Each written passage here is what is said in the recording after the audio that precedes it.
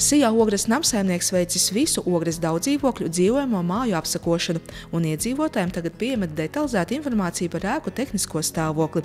Turpmāk iedzīvotāji to varēs izlasīt savērtā laikā, noskanējot QR kodu, kas izvietots pie konkrētās daudzdzīvokļu mājas. Kā skaidro Sijā Ogres namsaimnieks, būvniecības informācijas sistēmā, jeb BIS, esoša informācija nevienmēr iedzīvotājiem ir saprotama, tāpēc ieviests jaunais rīks. BIS sistēmā obligāti šie apsakošanas akti ir jāievieto, to mēs arī darām, bet BIS sistēma ir ļoti komplicēta vide, un daudzdzīvokļu dzīvojamo ēku īpašniekiem ir ļoti sarežģīti viņu lietot.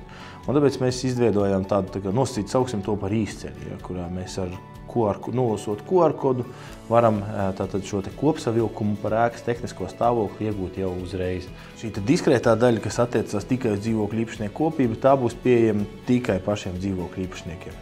Ja, bet šeit tas, ko varēs caur QR kodu nolasīt, ir tāda ēkas esošais tehniskais stāvoklis bez jebkādas, privātas informācijas. Tikai informācija par ēkas esošo tehnisko stāvokli.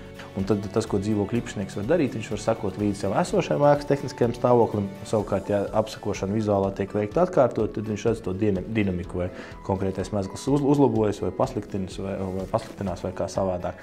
Ar laiku, ar šī QR kodu palīdzību varēs dažādu veidu informāciju nodot patiešo Ogres namsaimniekam, varēs tur skaitītāju rādījumus, varēs apskatīties.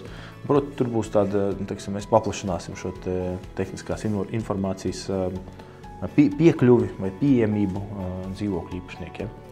Apsakojuma aktā sniegts arī plašāks skaidrojums par vērtēm, lai iedzīvotājiem ir izpratne gan par to, kādā stāvoklī ir esošā māja un vai nepieciešams veikt remontdarbus. Novērojums ilgākā laika periodā ir tāds, ka dzīvokļu īpašniekiem bišķīt pietrūkst tās faktiskās informācijas, ka viņi dzīvo tādā nedaudz neziņā par to, kāda ir tā realitāte, kāds ir mājas reālais nolietojums. Mūsu mērķis ir tāds panākt to, ka dzīvokļu īpašniekiem ir tā informācija beidzot ir acīm redzama. Ir bilde un ir skaidrojums, kāpēc ir labi, slikti vai pavisam slikti.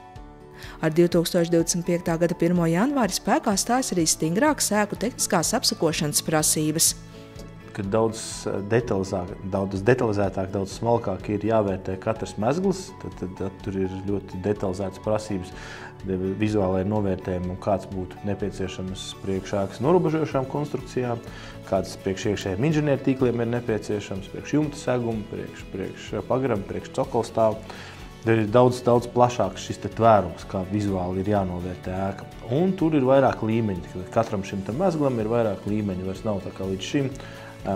Būvnormatīvs paredzēja apmierinošs vai neapmierinošs. Šeit ir 4 līmeņi – labs, apmierinošs, neapmierinošs, avārijas. Un tad pēc tiem konkrētiem nosacījumiem katrs šis mezgls ir jānovērtē.